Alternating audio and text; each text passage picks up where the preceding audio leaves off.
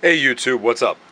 This pile of wiry crap right here is the top of my multicopter, and I've been having some cable management issues just because I don't have a ton of space here on the heli to deal with zip tying down all the cables I have. But I have found out a really cool way to do some cable management, and it comes from the computer industry. It's actually pretty cool. It's cable sleeting. So I don't know if any of you guys have seen this before. If you guys build your own rigs, basically this is the same stuff they use on computer wiring for the power supplies and for various other components. And it's this black, I think it's some kind of nylon stuff. Looks like one of those finger trap toys that goes around your cable, and is great because it makes it look awesome. It makes it really easy to manage. It protects it from different kinds of damage. So if it's a cable outside your aircraft like this is actually a receiver extension for my quad. It's great for doing that. And I thought I might show you guys today how to sleeve cables and why we'd want to do that in RC. So here's a standard male-to-male JST connector. This is the kind that we use in multicopters for connecting like a flight controller to a receiver. And if you look up closely at it, at the connector, there are three little pins. Each of those pins is held in by a black tab. So what you have to do, and this is relatively simple, is you take a little sharp object like this knife, you pry up the black tab and gently pull the pin out of place. And you do that for all three of them so that we get one area without a connector.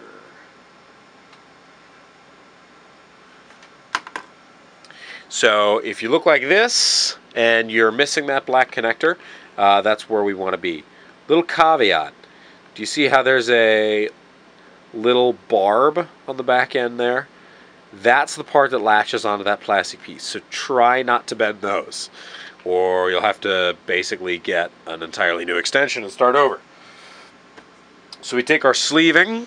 It's the same size sleeving that I used there. And I'll zoom back in so you can see what I'm doing. Focus it up. And you just kind of scrunch it open. And really simply, just kind of jam the wires in there.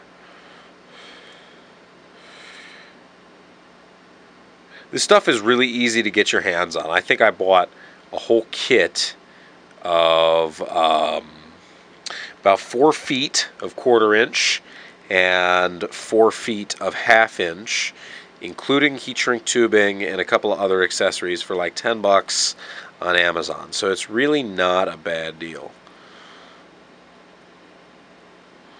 Alright, so now that you've got it started like this, the method that I use for this is called the bunch and pull. Basically bunch and pull it through. Bunch it up, pull, bunch, pull, and you just do this, keep doing it over and over and over, and eventually you'll get to the other side of the tube. It's not easy, you kind of got to work at it.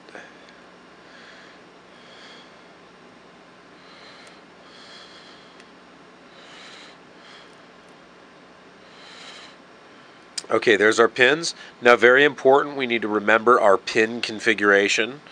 So the white pin, or the white wire, is going to be the pin on the very far left of our connector. It's very important to remember that.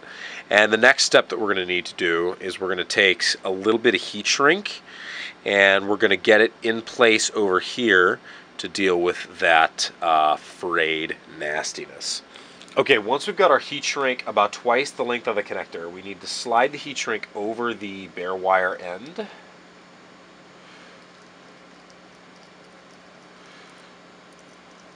Make sure you don't get any of the sleeving pulled back in the heat shrink. And get all of this nice and snug. Some guys use a zip tie. I use a zip tie on bigger cables to hold down the sleeving before I put the heat shrink on, but this cable is pretty much too small to need one. Alright, so what I'm going to do is I'm going to heat shrink this down, and I'll come back and show you how to put the pins in.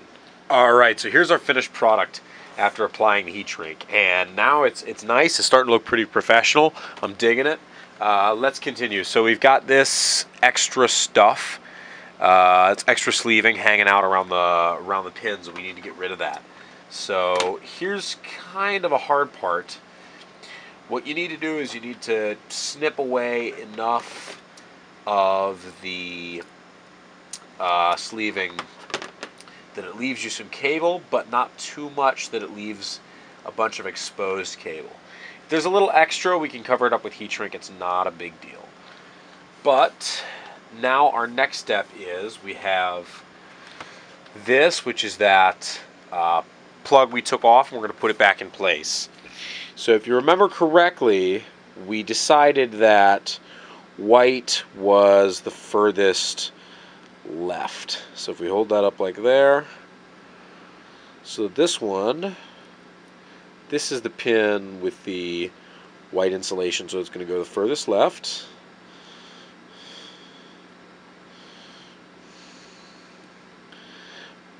Till it clicks. You'll hear a little click when it goes into place, and that's how you know that it's not going to come off.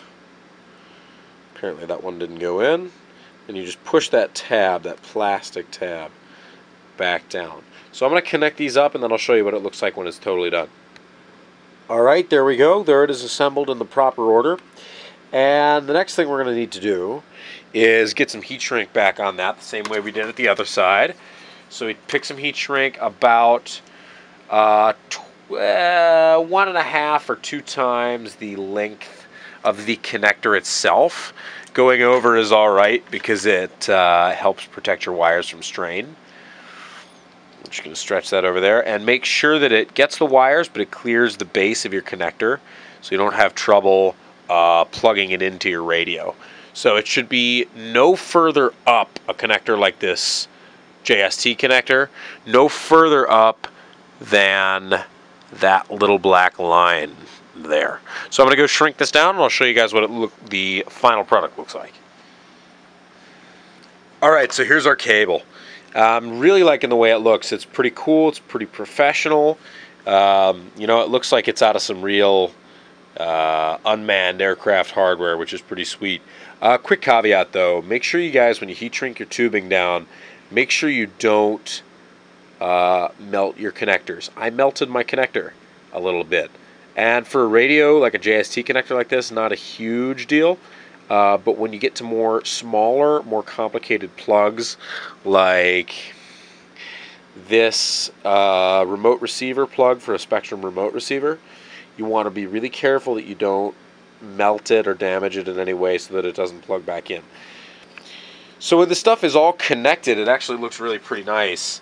For example, here is a AR7000 receiver connected to its satellite by a sleeved cable.